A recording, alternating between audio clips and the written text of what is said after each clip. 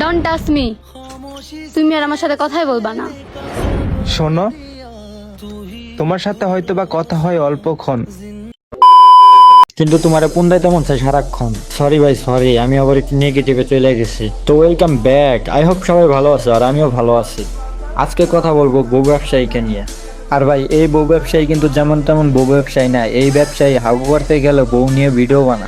আর ভাই, আমার মনে হয় কি আমিও একটা বিয়ে করি এবং বিয়ে করে কাপল ব্লগ শুরু করি। ভাই চাইলে কিন্তু আপনারাও করতে পারেন, কারণ বর্তমানে কাপল ব্লগের উপরে কোনো ব্যবসা নাই। কিন্তু আমি বা আপনি এই কাজটা কিন্তু ভুলেও করবো না, কারণ আমাদের মান সম্মান বলতে একটা কথা আছে, যা এই বউ ব্যবসায়ীদের নাই। আর থাকবে কিভাবে ভাই? এইসব নাটকির পোলাগো মানিজ্যত বলতে কিছুই নাই। ওরা শুধু চিনে টাকা, সেটা ওর দুধ বেচা হোক বা চেহারা। মেট্রো রেল এখন লোকাল বাস।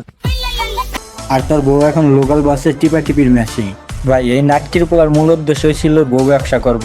কারণ ওর মাথায় তো মগজ নাই, আর যার মাথায় মগজ না থাকে সে কি ব্যবসা বা জব করতে পারে? ভাই, আপনারা হয়তো বা জানেন এই মাদারচোদ বিয়ার সময় প্রায় 100 খানিক ভিডিও বানাইছে, তারপরেও থামে নাই।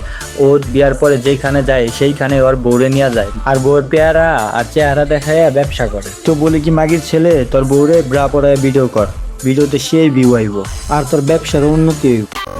নারী সেখানেই থেকে যায় যেখানে নারী ফুলের মতন যত্ন পায়।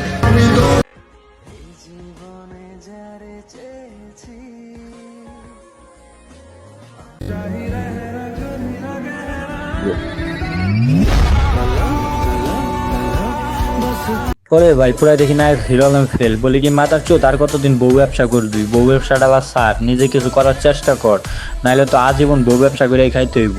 বলি কি অমানুষের বাচ্চা সময় থাকতে ভালো হয়ে যা, নাইলে কয়েকদিন পরে টাকার লোভে পড়লে তোর বউর অন্য বেড়ার লোকে শুইতেও পাঠাবি তুই। তবে তো মূল উদ্দেশ্য টাকা কামানি, সেটা যেমনি হোক। তো বন্ধুরা, আজকের মতন বিদায় নিচ্ছি, দেখা হবে পরের ভিডিওতে। সবাই ভালো থাকবেন, ধন্যবাদ।